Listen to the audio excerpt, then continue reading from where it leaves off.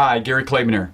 Remember the 1850s through 1900 when basically men traveled west to California, then ultimately to the Klondike to search for their gold, to become bazillionaires and everything else, Very, very few of them actually ended up that way. Most of them went bust and really had a horrible time.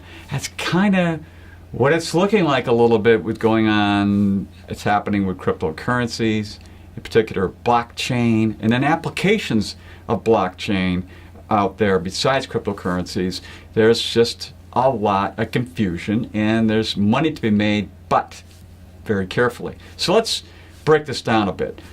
Remember going back to the 1990s when you first got on the internet, you had a dial-up and I'm surfing the web. Well, the first thing you had to do is you had to select a search engine. Remember that? Search engines? There was Alta Vista and WebCrawler and Ask Jeeves and AOL Direct and Yahoo and a bunch of others, and you're kind of like, I don't know which one to go with. And so you checked off one of them. Well, now all we do is what? Google. So, Bitcoin, is that Google? Is it one of the other hundreds of other cryptocurrencies? I don't know, but probably going to consolidate. Think of that. Next, you remember your history, railroads. Railroads started in 1827 in the United States. By 1871, tons of them went bankrupt. And what happened? Little lines showed up, different gauges, different kinds of engines, and it all kind of got all sorted out after the Civil War. And so there were a handful of big railroad companies left at that time. Think of that from the standpoint of the applications of things on the blockchain, because there's lots of ways to apply different things out there. In fact, I have a list of like 30 or 40 of them here.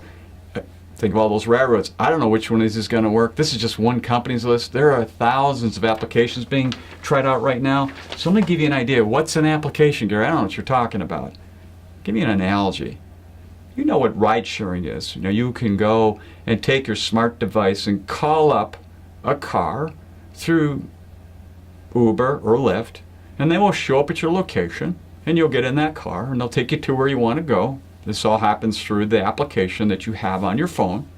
And then you get out of the car, and seamlessly the money is collected from your credit card, and everything's good.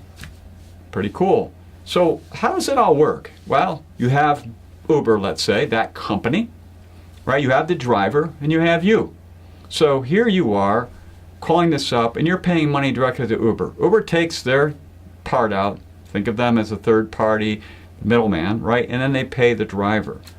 Well, how would this work on blockchain? Now think, a blockchain is a trustless system. And what that means, it's going from me to we. We all agree, and we all know it's 100% reliable. Nobody can get in there and steal our money, steal our stuff, steal our identity, all those kinds of things.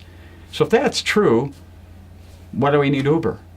Why don't we just call up a driver anywhere and pay them direct from our digital wallet, where we have cryptocurrency, to their digital wallet, and just pay them direct and get rid of Uber? That's pretty cool.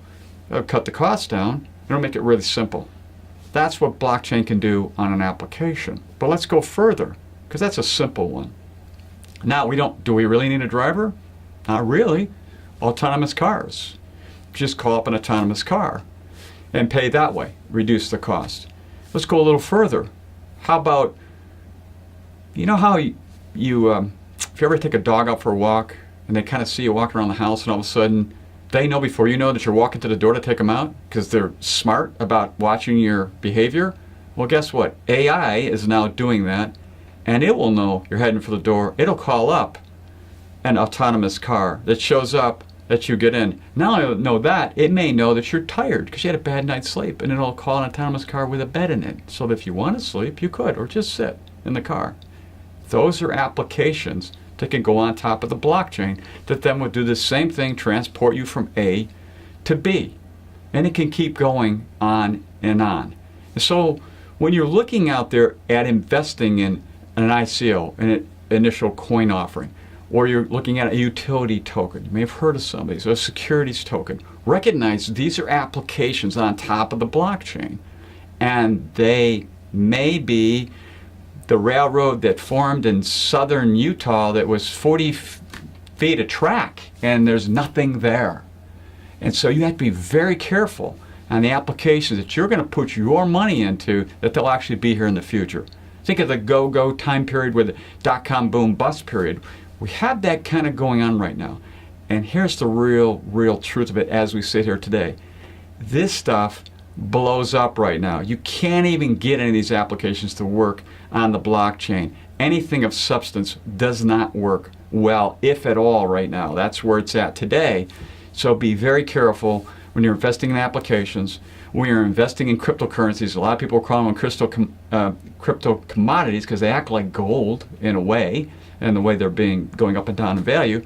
And just be careful on your investing. And if you need to find out more, contact us and we'll help you think through that before you make a bad investment. So until next time, enjoy.